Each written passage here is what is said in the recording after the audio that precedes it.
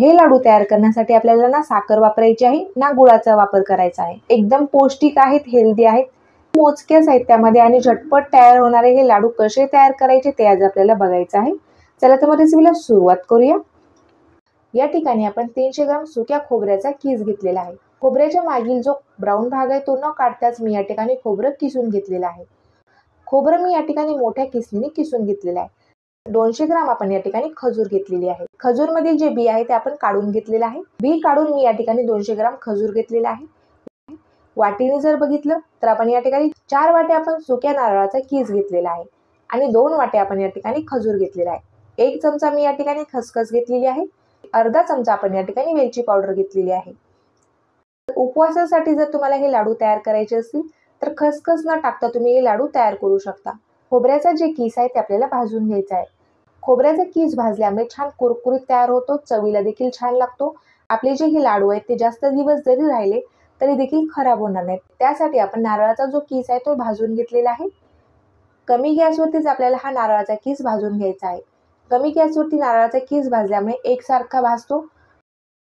2 ते 3 मिनिट हा कीस छान भाजून घेतलेला आहे।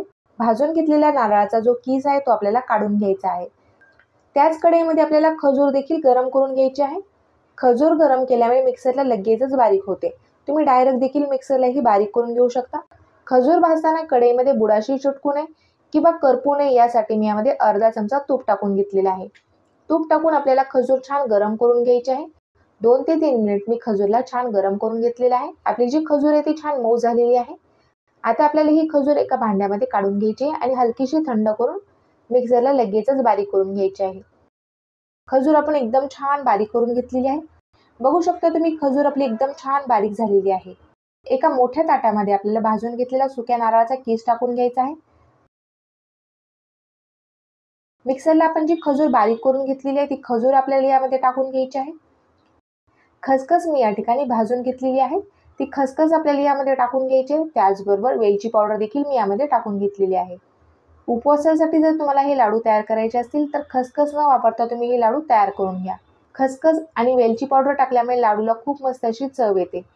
आता आपल्याला हे सर्व साहित्य एकदम छान असे मिक्स करून घ्यायचे आहेत। जोपर्यंत आपल्या खोबऱ्याच्या किसामध्ये हे खजूर पूर्णपणे मिक्स होत नाही तोपर्यंत आपल्याला हे छान मिक्स करून घ्यायचं आहे। हलक्या हातानेच मी हे मिश्रण छान असं मिक्स करून घेतलेलं आहे। जास्त जर दाब देऊन तुम्ही हे मिश्रण मिक्स केलं तर आपल्या खोबऱ्याचा खूप जास्त चुरा होऊ शकतो, कारण आपण खोबरं भाजून घेतलेलं आहे। तर मिश्रण मिक्स करण्यासाठी मला 3 ते 4 मिनिट लागलेले आहेत। खोबरं आणि खजूर आपण छान एकजीव करून घेतलेले आहे। याचे लाडू सहजच वळत आहेत। एकदम छान याची बाइंडिंग तयार झालेली आहे। तर यामध्ये जे टाकलेले सर्व साहित्य ते एकदम परफेक्ट प्रमाणामध्ये आहे। आता आपल्याला याचे लाडू तयार करून घ्यायचे आहेत। तुम्हाला जर अधिक गोड लाडू आवडत असतील तर तुम्ही खजूर यामध्ये थोडीशी वाढवू शकता। एवढ्या प्रमाणामध्ये हे लाडू छान गोड चवीचे तयार होतील। एकदम छान सहजच याचे लाडू तयार होत आहेत। एकदम गोल गरगरीत आणि मस्त असा आपला हा लाडू तयार झालेला आहे। बाकीचे राहिलेले जे लाडू आहेत ते देखील आपल्याला सेम याच पद्धतीने तयार करून घ्यायचे आहेत। एकदम कमी साहित्यामध्ये आणि झटपट तयार होणारे आपले एकदम हेल्दी पौष्टिक असे सुकं नारळ आणि खजूरचे लाडू तयार झालेले आहेत। भरपूर दिवस टिकण्यास मदत होते, चव देखील छान लागते, पौष्टिक देखील आहेत। मुलांसाठी, वयोवृद्धांसाठी किंवा महिलांसाठी देखील हे लाडू उपयुक्त ठरू शकतात। तर तुम्हाला आजची ही रेसिपी कशी वाटली ते मला कमेंट करून नक्कीच कळवा। व्हिडिओ जर आवडला असेल तर व्हिडिओला लाईक करायला विसरू नका। अशाच नवनवीन आणि छान रेसिपी बघण्यासाठी चॅनलला सबस्क्राईब केलं नसेल तर प्लीज चॅनलला सबस्क्राईब करा। भेटूया तशीच एका छानशा आणि नवीन रेसिपी सोबत। तोपर्यंत धन्यवाद।